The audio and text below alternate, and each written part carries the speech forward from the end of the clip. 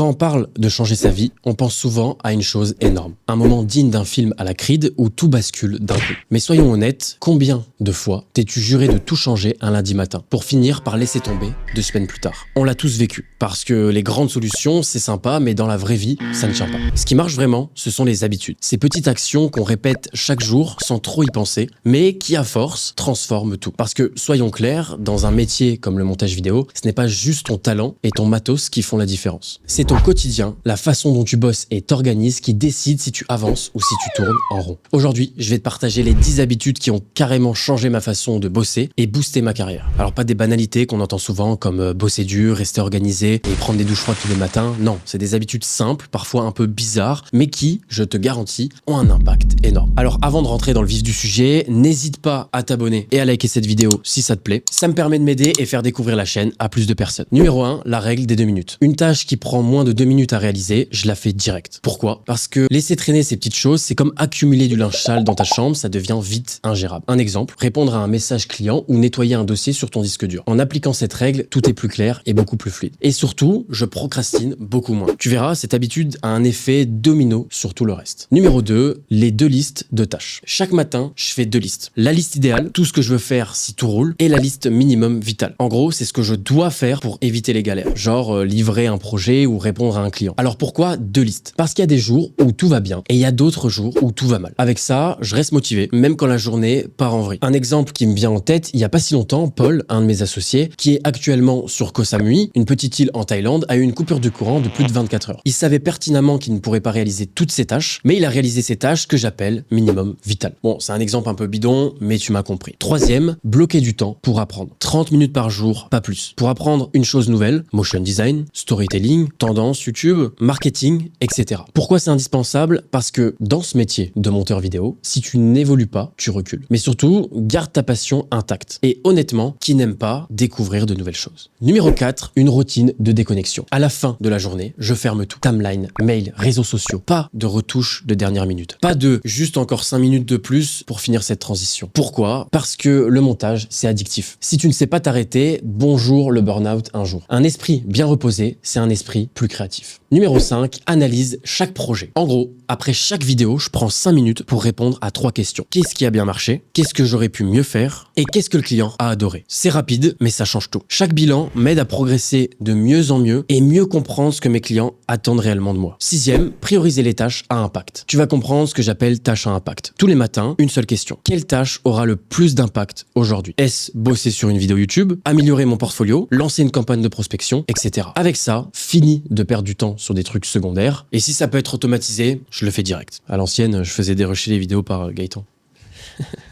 Numéro 7, transformer les règles en opportunités. On est un peu plus dans le mindset ici, mais un client mécontent, un bug logiciel ou une deadline impossible, et ben maintenant je me demande comment tourner ça à mon avantage. Un bug m'a déjà appris une nouvelle technique. Un client insatisfait m'a aidé à affiner ma communication. À chaque fois, ces galères m'ont fait avancer dans mon business. Numéro 8, préparer un kit d'urgence. Ce que j'appelle par là, c'est que dans ce métier, les imprévus, c'est la norme. Et d'ailleurs, dans tout business. Un client, il peut te demander une modification à la dernière minute. Et là, pas question de paniquer. C'est pourquoi j'ai créé un kit d'urgence, c'est ce que j'appelle un kit d'urgence client, prêt à l'emploi, où dedans, j'ai mes musiques libres de droit que j'utilise le plus, il y a mes SFX, ce qu'on appelle effets sonores, tous les templates que j'utilise le plus. Et résultat, je gagne un temps précieux et j'évite tout stress inutile. Crois-moi, cette habitude, elle m'a sauvé une paire de fois, surtout quand la connexion internet, elle saute. Numéro 9, toujours sauvegarder 2 fois. Un crash de logiciel, une coupure de courant, ça arrive même au meilleur. Mais aujourd'hui, ça me fait plus peur. Pourquoi? Parce que je sauvegarde toujours 2 fois. Une sauvegarde automatique et je spam le CTRL S. Mais quand je dis je le spam vraiment. À chaque fin d'animation, je fais un CTRL S. Ça prend 2 millisecondes. Ce petit réflexe m'a déjà évité des sueurs froides à nombreuses reprises. Alors oui, ça demande un peu de discipline, mais quand le pire arrive, tu te remercies de l'avoir fait. Je parle en connaissance de cause. Numéro 10, préparer un environnement de travail efficace. C'est une habitude qui peut paraître banale, mais avant de commencer ma journée, je prends quelques minutes, voire quelques secondes pour m'assurer que tout est en place. Bureau rangé, que ça soit sur ton bureau, ton espace de travail ou sur ton interface Windows ou macOS. En gros, pas de distraction distractions, juste un espace clair et prêt à travailler. Ce rituel simple me met immédiatement dans le bon état d'esprit pour produire un bon travail. Et honnêtement, ça fait toute la différence entre une session de boulot productive et une journée où tu te disperses. Puis bosser dans un endroit rangé et propre, que ce soit sur ton espace de travail ou sur ton bureau, honnêtement,